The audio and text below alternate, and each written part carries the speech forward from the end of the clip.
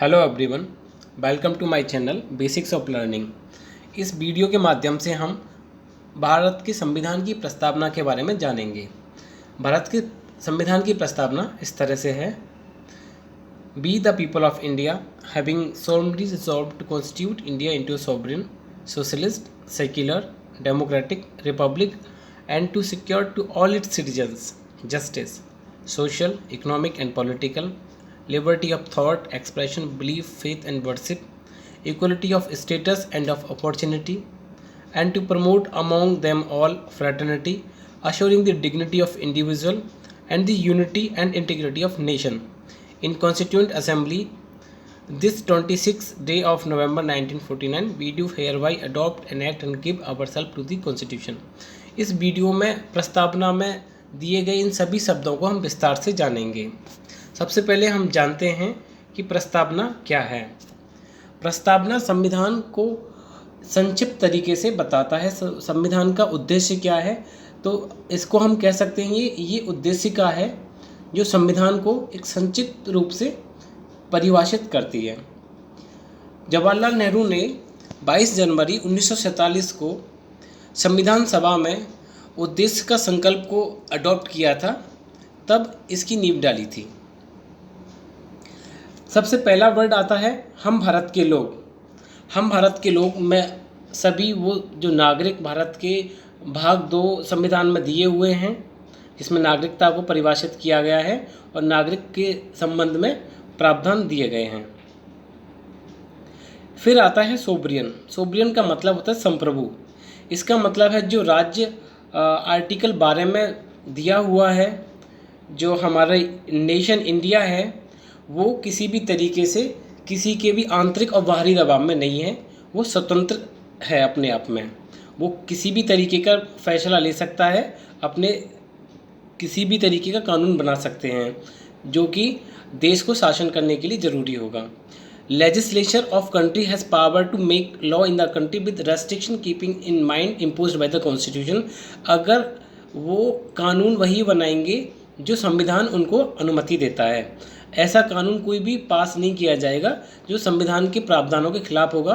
अनुच्छेद 13 में उनके बारे में वर्णन किया हुआ है, वो अगली वीडियो में जानेंगे।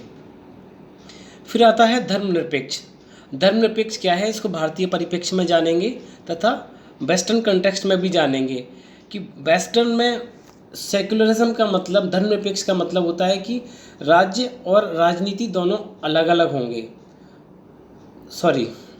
राज्य का मतलब होता है यहाँ पे सेकुलरिज्म का कि धर्म और राजनीति दोनों एक अलग अलग रहेंगे। और भारतीय परिप्रेक्ष्य में इसका मतलब होता है कि राज्य का कोई अपना ऑफिशियल रिलीजन नहीं होगा। जैसे हमारे पड़ोसी देश पाकिस्तान और बांग्लादेश का अपना ऑफिशियल रिलीजन इस्लाम है। हमारा ऑफिशियल रिलीजन कुछ भी नहीं है, क्योंकि हम एक धार्मिक बहुलता वाले राज्य हैं। यहाँ पे कई तरीके के धर्म एक साथ रहते हैं, तो एक विशेष धर्म को हम ऑफिशियल दर्जा नहीं दे सकते। 42वें संशोधन में सेकुलर शब्द को जोड़ा गया, लेकिन इससे भी पहले संविधान में ऐसे काफ़ी प्रावधान थे जिससे ये माना जा सकता था कि भारत शुरू से ही धर्मनिरपेक्ष रहा है। और हमारी भारतीय संस्कृति सर्वधर्म समभाव जैसी विचारधारा को अग्रसित रखती है, जिसका मतलब होता है कि हम सभी धर्मों को एक समान दृष्टि से देखते हैं। जानते हैं कि सेक्युलर स्टेट क्या होता है, धर्मनिरपेक्ष राज्य क्या होता है। कि secular state as the state has no official religion, जैसा हमने डिस्कस किया कि राज्य का कोई भी अपना ऑफिशियल रिलीजन नहीं होगा। Citizens have their own view of life and can choose their religion as they like. नागरिकों के पास अधिकार है, वो जिस भी धर्म को चाहें उसको मान सकते हैं, उसके विचारों पर चल सकते हैं। The state provide full freedom to the people to practice any religion of their choice. और राज्य ऐसी अनुमति देता है कि वो अपने मर्जी के धर्म से चल सकते हैं। The state treats all religion equally. और राज्य सभी धर्मों को समान दृष्टि से देखता है, विद इक्वल रेस्पेक्ट, समान सम्मान से, and can not discriminate between them. और उनको किसी भी तरीके से भेदभाव नहीं करेगा। State has no right to interfere with the people with their choice of religion, faith and idol of worship. मूर्ति पूजा और किसी धर्म में विश्वास रखने को लेकर राज्य किसी भी धर्म में हस्तक्षेप नहीं करेगा। धर्मनिरपेक्ष के तत्व क्या क्या हैं? जो पहले से संविधान में 42वें संशोधन से पहले थे। आर्टिकल 14 में पढ़ा, जिसमें इक्वलिटी के बारे में बताया, इक्वलिटी सभी तरीके से इक्वलिटी होगी। और आर्टिकल 15 में भी बताते हैं कि स्टेट डिस्क्रिमिनेट नहीं करेगा, भेदभाव नहीं करेगा 5 आधारों पे, जाति, धर्म, नस्ल, लिंग और जन्म स्थान के आधार पे। आर्टिकल 19 और 21 में हमें आज़ादी मिली हुई है, दैहिक स्वतंत्रता और वाक्य अभिव्यक्ति की स्वतंत्रता। आर्टिकल 25 से लेकर 28 धार्मिक स्वतंत्रता के बारे में वर्णन किया गया है। आर्टिकल 44 में यूनिफॉर्म सिविल कोड के लिए ये हमारे राज्य के नीति निर्देशक तत्व हैं कि राज्य ऐसा कानून बनाए जो सभी धर्मों को समान रूप से उनके पर्सनल मैटर, जैसे अभी फ़िलहाल हमारे पास पर्सनल लॉज हैं हिंदूज़ के लिए, मुस्लिम्स के लिए, तो सभी के लिए एक जैसे प्रावधान बनाने के लिए। और SR बोमई वाले केस में सुप्रीम कोर्ट ने बोला था कि सेक्युलरिज्म, धर्मनिरपेक्ष, एक बेसिक फीचर है हमारे कॉन्स्टिट्यूशन का। फिर आते हैं हम सोशलिस्ट, समाजवादी शब्द को भी 1976 में 42वें संशोधन जोड़ा गया था। लेकिन इससे भी पहले हम जब DPSP में पढ़ते हैं, राज्य के नीति निर्देशक तत्व में इसका उल्लेख किया गया है।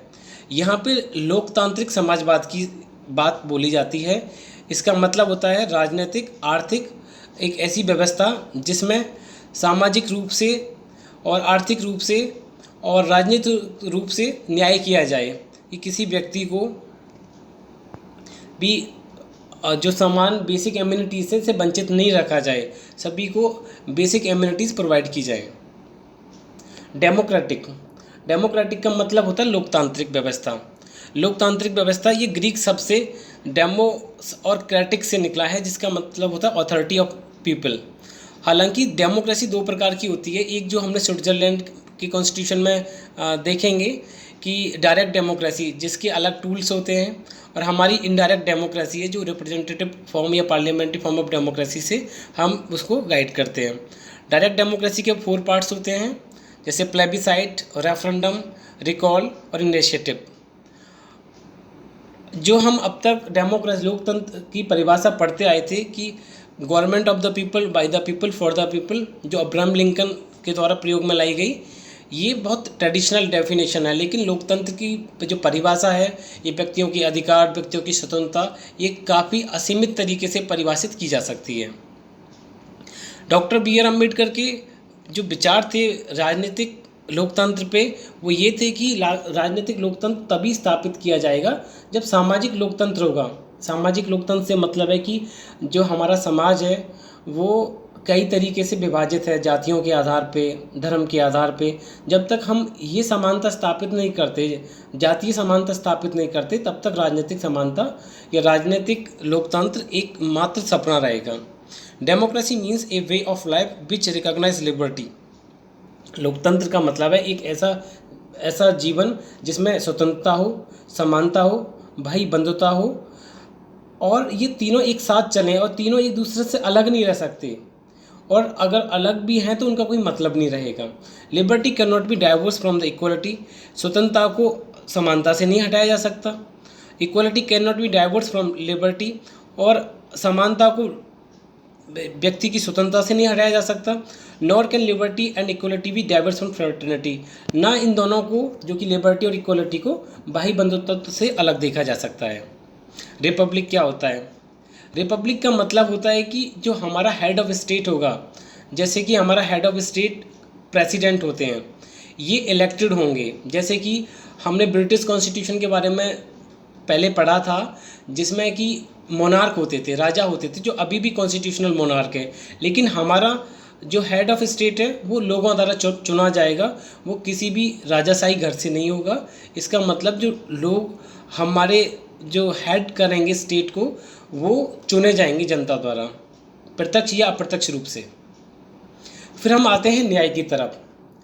जस्टिस का मतलब यहाँ पे एक ब्रॉडर सेंस में दिया हुआ है, सामाजिक न्याय, आर्थिक न्याय और राजनीतिक न्याय। सामाजिक न्याय का मतलब होता है कि एक ऐसा समाज जहाँ पे किसी भी आधार पे भेदभाव ना हो, न नस्ल के आधार पे, न जाति के आधार पे, न धर्म के आधार पे, न लिंग के आधार पे, ये किसी भी आधार पे भेदभाव ना हो, एक समतामूलक समाज का स्थापना हो, ये ऐसी न्याय, सामाजिक न्याय में दिया हुआ है। आर्थिक न्याय क्या होता है? आर्थिक न्याय का मतलब होता है कि गरीबी और अमीरी के बीच में जो खाई होती है उसको ख़त्म करने के लिए राज्य एक ऐसे डीपीएसपी जो राज्य के नीति निर्देशक तत्व दिए हुए हैं कि राज्य ऐसा कानून बनाए कि आर्थिक विषमता खत्म हो। राजनीतिक न्याय क्या होता है? राजनीतिक न्याय का मतलब है एक व्यक्ति को एक समानता मिले, एक निष्पक्ष अधिकार मिले कि वो राजनीतिक प्रक्रिया में भाग ले सके और राजनीतिक प्रक्रिया में अपना जो भी कंट्रीब्यूशन कर सके अपना। नेक्स्ट हम डील करते हैं लिबर्टी।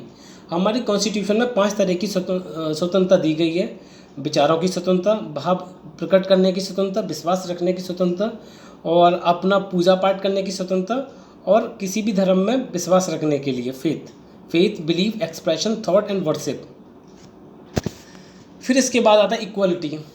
हमको इक्वलिटी यहाँ पे 2 तरीके से दी हुई है कि राज्य इक्वलिटी का मतलब होता है कि किसी को अगर स्पेशल प्रिविलेज नहीं मिले जाएंगे, लेकिन आर्टिकल 14 में हमने डील किया था कि एक्सेप्शंस हैं उसके, लेकिन यहाँ पे एक्सेप्शन एक जनरल रूल नहीं बनाया जाएगा, एक सामान्य नियम कभी भी नहीं बनाया जा सकता। अब बात का स्टेटस का मतलब है सभी व्यक्तियों का किसी भी तरीके का स्पेशल प्रिविलेजेस नहीं दिया जाएगा, सभी व्यक्तियों को समान तरीके से अपॉर्चुनिटी मिलेंगी, उनको समान अवसर मिलेंगे और समानता तभी स्थापित हो सकती है जब किसी को विशेष प्रावधान नहीं दिए जाते हैं।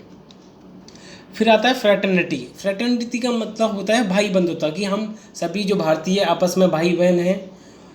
Among the people assuring the dignity of individual, एक व्यक्ति की गरिमा को बनाए रखने के लिए। And unity and integrity of nation, एक अपने जो भारत की यूनिटी, एकता और इंटीग्रिटी ऑफ द नेशन और अखंडता को बनाए रखने के लिए प्रस्तावना में इन उद्देश्यों के लिए बात की गई है।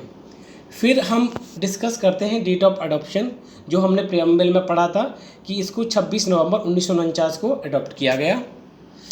क्या संविधान की प्रस्तावना को अमेंडमेंट किया जा सकता है? इसको लेके सबसे पहले जो हमने केस देखेंगे वो बेरीवारी यूनियन में हुआ था 1960 में, जिसमें बोला था कि प्रियम्बल को पार्ट नहीं है, प्रियम्बल संविधान का भाग नहीं है, इसको अमेंड किया जा सकता है। और 42वें संशोधन में इसको अमेंड किया गया। जब 42वें संशोधन में इसको अमेंड किया तब 3 शब्दों को जोड़ा गया, socialist, secular and integrity were added to the preamble. Interpretation of supreme court ने कई विभिन्न केसों में प्रियम्बल के बारे में अपनी रूलिंग दी, जिसमें बेरीवारी यूनियन था, जिसमें बताया था कि अभी डिस्कस किया कि संविधान का भाग नहीं है ये प्रस्तावना, तो इसको अमेंड किया जा सकता है। लेकिन केशवानंद भारती केस में 1973 में बताया कि संविधान का भाग है और इसका एक अहम भूमिका है। जब न्यायालय किसी भी नियम की इंटरप्रिटेशन करता है तो ये मदद करता है, गाइडिंग बुक की तरह है। फिर LIC वाले केस में 1995 में ये बताया कि जो केशवानंद भारती केस में जो रूलिंग दी थी सुप्रीम कोर्ट ने वो ठीक है, वो अभी भी अपहेल्ड की गई। तो ये वीडियो आपको पसंद आया तो लाइक, सब्सक्राइब एंड शेयर करें। Thank you.